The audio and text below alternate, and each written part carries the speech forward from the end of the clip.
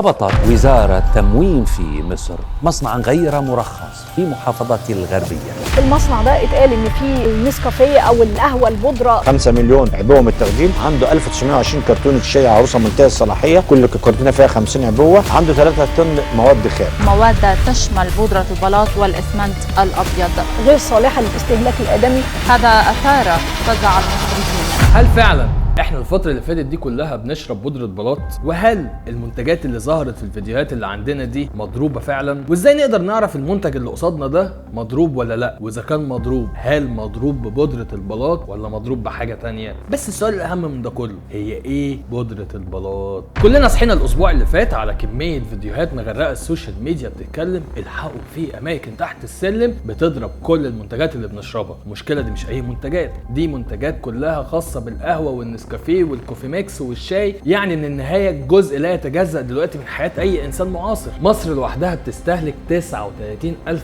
طن من المنبهات، فلما نشوف فيديو زي ده اكيد لازم نقلق. واحنا هنا في شارع العلوم زينا زيكم برضو عايشين على القهوه والنسكافيه، فهنا قررنا ان احنا نعرف اذا كانت المنتجات اللي موجوده في السوق دي مغشوشه ولا لا. بس الاهم اول حاجه لازم نتعرف عليها وهي بودره البلاط. بعيدا عن افيه بودره البلاط وانت محرت في بطنك بقد ايه خلال الشهرين اللي فاتوا، خلينا افاجئكم كلكم واقول لكم ان بودرة البلاط دي هي عبارة عن كربونات الكالسيوم. كربونات الكالسيوم اللي رمزها الكيميائي CaCO3 بتكون موجودة في كذا شكل، ممكن تكون في شكل الحجارة وممكن تكون في شكل مطحون، وبيستخدموها كبودرة بلاط عشان يملى الفراغ اللي ما بين البلاط وينشف بعد عدد ساعات معين، فما يكونش فيه فراغ ما بينهم ويحافظ على الشكل الجمالي. وده لان نسبة الكالسيوم اللي موجودة بتساعده انه يتماسك، نفس برضو اللي موجود عندنا في الجبس، ان كل ما زاد الكالسيوم كل ما زاد التماسك بعد فترة من الوقت. وخد الكبيرة بقى، كربونات الكالسيوم ليه استخدامات طبية وفي حبوب كتير هي قايمه على كربونات الكالسيوم. هتقول لي خلاص كان نقفل الحلقه وعادي يضربوه ببودره بلاط؟ خلينا الاول نتعرف عليها ونشوف شكلها، وكمان ندرس البي اتش بتاعها، يعني اذا كانت هي ليها درجه حامضيه او قاعديه معينه، ونعمل عليها تفاعل، لان المعلومات دي هتعرفنا ازاي نكشف وجوده في اي مركب تاني. طبعا زي ما كلنا عارفين بما انه كربونات كالسيوم اذا فهو قاعدي، فلما جينا حطينا عليه كشف اليونيفرسال اتحول لونه للون الازرق، اللي وجود اللون ده بيدل ان هو درجه القاعديه بتاعته 12، ودي درجه قاعديه كبيره جدا. ولما جينا ضفنا عليه حمض قوي زي حمض ال HCl حصل تفاعل، وبعد كده اللون الازرق اتحول تدريجيا من الاخضر، بعد كده راح للاحمر تاني. لكن لو جينا بصينا لمعدل تفاعل كربونات الكالسيوم او بودره البلاط مع حمض الهيدروكلوريك اللي هو ال HCl، هنلاقي ان CaCO3 زائد HCl بيدينا CaCl2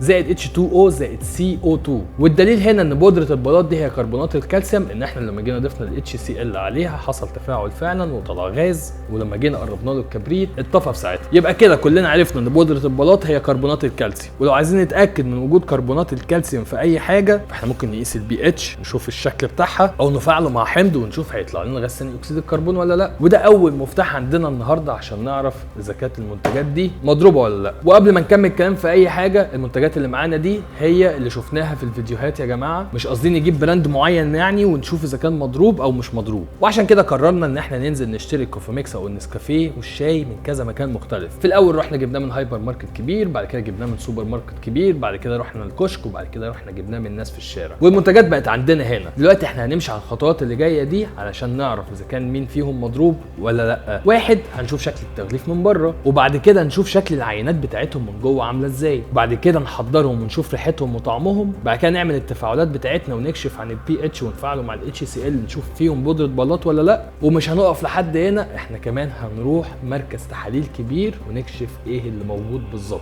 في الاول احنا جمعنا كل اكياس النسكافيه والبونجورنو اللي احنا جبناها من كل حته، قعدنا نقارن ما بين الاكياس اللي جبناها من كل مكان، لقينا ان معظم الاكياس اللي جايه من الهايبر ماركت والسوبر ماركت والكشك كانت تقريبا متغلفه كويس وعليها تاريخ انتهاء صلاحيه وانتاج. لكن في شويه حاجات جبناها من الشارع لاحظنا عليها حاجتين غراب جدا، بعيدا ان هي مش عليها الاعلان اللي المفروض نسكافيه حطاه على كل علبها الجديده، الا ان لو جيت بصيت من ورا هتلاقي ان ما عليهاش تاريخ انتهاء صلاحيه اصلا، واي حاجه تجيلك من غير تاريخ انتهاء صلاحيه ما تشربهاش، مش نسكافيه بس. ولو جيت بصيت على التقفيل بتاعها من فوق هتلاقيه مش منتظم زي بقيه اكياس النسكافيه الطبيعيه. لكن مش هنخلي التغليف هو بس اللي يحكم، ونخش في الخطوه رقم 2 ان احنا نفتح الكيسين ونشوف ايه جواهم. اللونين مختلفين عن بعض، بس ما تعرفش تشوفهم الا لما تكون قاعد قصادهم ومدقق جدا. في اختلاف في اللون، لكن هنا يحطنا في حيره برضه. اختلاف اللون، ما احنا مش عارفين اللون الاصلي من اللون المزيف، فدلوقتي هنعمل اختبار بسيط عشان نعرف مين فيهم في بودره بلاط. مش احنا اتفقنا لما نيجي نحط HCl على كربونات الكالسيوم اللي هي بودره بلاط هيطلع لنا غاز ثاني اكسيد الكربون، فالنسكافيه اللي هحط عليه HCl وهيطلع لي غاز ويطفي الكبريت يبقى كده في بودره بلاط. وبالفعل جبنا ال HCl وجبنا البيبات بتاعتنا وضفنا نقطتين على كل واحد فيهم. النتيجه الاولى ان ولا واحد من الاثنين تفاعل وطلع لنا غاز ثاني اكسيد الكربون، لكن ايه ده؟ ثانيه واحده، في اختلاف موجود. لو جيت بصيت ودققت في العينه هتلاقي ان عينه من الاثنين شربت ال HCl وتقريبا دابت جواها، على عكس العينه الثانيه اللي هي تحسها هيدروفوبيك وما دابتش مع ال HCl،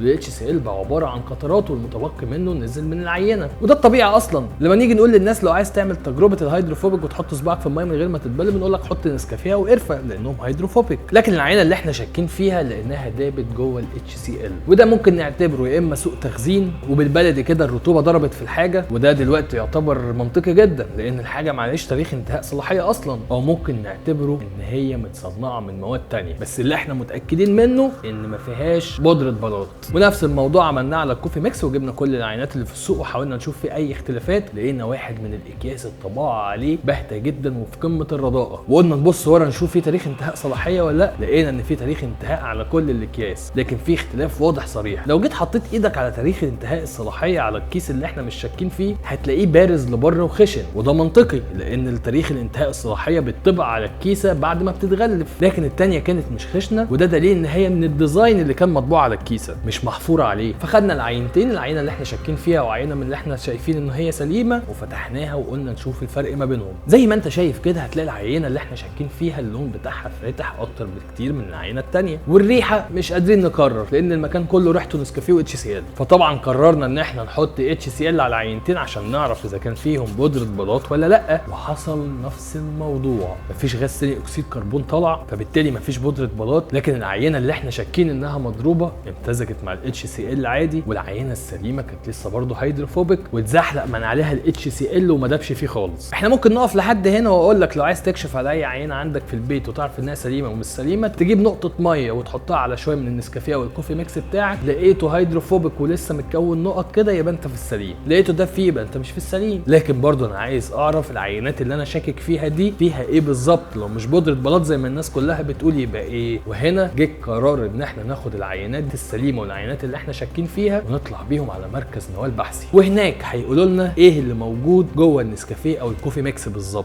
ازيك يا دكتور؟ طلب مش شخصي، ده طلب من الناس كلها.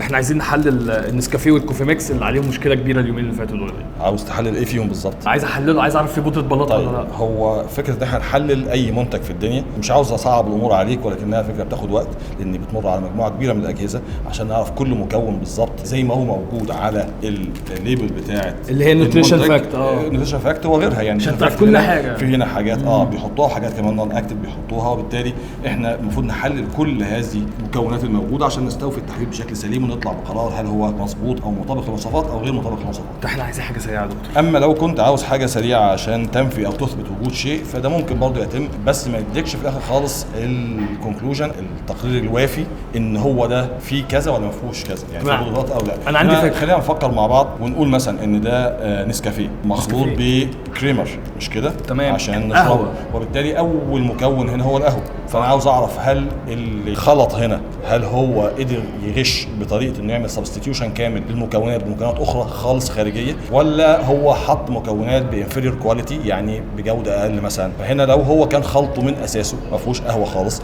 يبقى لما نيجي نحلل الماده الفعاله بتاعت القهوه اللي اسمها الكافيين، وهي ماده فعاله نقدر نحللها على جهاز HPLC، وزي ما الناس كلها عارفه ان الكافيين بيدوب في الميه، انت بتعمل الشاي بتحط بيدوب في الميه السخنه، فالتحضير العينه هيبقى سهل جدا. هناخد عينه من عند حضرتك من العينتين اللي انت عاوز تقارن بينهم، هندوب في ميه بشكل معين، هنحضر العينه هنحقنها على جهاز HPLC مقابل ماده معياريه نظيفه او قياسيه نظيفه اسمها كافيين، وهنقول لك والله هو في كافيين قد ايه وكميته قد ايه. ده اول حاجه ممكن تثبت لنا هل هذا المنتج فيه اصلا قهوه ولا ما فيهوش اصلا قهوه. مش حل تاني لو نعرف ان هو مضروب بحاجه تانية. طب احنا كلنا عارفين كافيين وكريمه يا دكتور. كويس جدا. لو الكريمر ده زي ما حضرتك شاكك ان هو ماده غير عضويه، احنا عارفين طبعا ان الكريمر مين ماده عضويه، يعني اللبن صح. ومحتويات اللبن هي مواد عضويه يعني تحتوي على الكربون والهيدروجين والاكسجين. صحيح. ودول لما بيتحرقوا عن طريق حاجه اسمها تيست الرماد او الاش فاليو كلهم بيتحولوا لكربون دايوكسيد، وبالتالي ما يتبقاش منهم الا كميه قليله جدا اللي هي كميه المعادن والمينرالز الطبيعيه اللي موجوده في المنتج بتاعنا. ممكن تكون نسبتها 1% مثلا ممكن تكون في الحدود دي طبعا. انا يعني المفروض الكلام ده بيتكتب على السبيسيفيكيشنز بتاعت المنتج، ولكن لو مش موجوده بتقدر ترجع انت المراجع وتشوف الكميه بتاعتك الطبيعيه قد ايه. المفروض يا جماعه التستات خلصت ودلوقتي لحظه الحقيقه، هنعرف نسبه الكافيين كام بالظبط، ولو في اي مواد غير عضويه مخلوطه بالنسكافيه اللي احنا جايبينه هنعرفه. يا دكتور طمنا. يعني اتحللت على الجهاز ال HPLC، حللنا نسبة الكافيين. تمام. وكان نتيجة للبرودكت منهم الأولاني كان 12 مللي جرام في الجرام، والبرودكت الثاني كان 9 مللي جرام في الجرام كافيين. يعني البرودكت الأولاني يا جماعة ده اللي احنا كنا شايفينه كويس تمام، مفيش فيه أي مشكلة، 12 مللي جرام لكل جرام. الثاني 9 مللي جرام. الثاني 9 مللي جرام يعني لكل جرام. أنا المهم بالنسبة لي دلوقتي التست الثاني اللي هو اللي بنعرف فيه نسبة المواد الغير عضوية. التست الثاني اللي هو المشكوك فيه يعني. أيوة فده كان طالع 5 مللي جرام في ال 100 جرام منه يعني. والاولاني كان طالع 2%. 2% يعني اللي احنا ما كناش شاكين فيه يا جماعه 2% مواد غير عضويه، احنا مش عارفين ايه هي، ولكن الثاني 5%. فاعتقد كده النتيجه واضحه لكم. في كل منتج موجود في السوق سواء فود او اي حاجه ثانيه في حاجه اسمها المواصفه القياسيه المصريه لانتاج هذا المنتج واستخدامه داخل الدوله. ده غير كمان ان هيئه سلامه الغذاء حاطه مواصفات لكل حاجه كمان في جدول وفي قانون يعني، فهي كل حاجه منظمه يعني. بالنسبه للنتائج طبعا هنا فهنا طبعا هو بيقول لك ايه الحاجات الايتمز اللي المفروض يراعى تحليلها جوه المنتجات القائمه على بن زي الكابوتشينو والحاجات زي كده، اللي هي منها المنتج اللي حضرتك جايبه كشبيه يعني ليه. فالحقيقه ان هو بيقول اقل كميه تتوفر من الكافيين 0.2%، فما معناه الاثنين تمام معانا فيهم قهوه يعني، ده اللي يدل ان فيهم قهوه. انا ما اعرفش طبعا المنتج هو مش كاتب هو حاطط قد ايه قهوه، هي هتختلف، ولكن في نسبه مسموح بيها. هو هنا مش كاتب الاشتراطات دي المسموح فيها. مش كاتب في الاشتراطات دي الاش فاليو او اللي هي الجزء بتاع الرماد، بس القهوه عموما كام في المية؟ كاتبها في القهوه عموما اللي هي القهوه الصرف الصافيه لا تزيد عن 5%.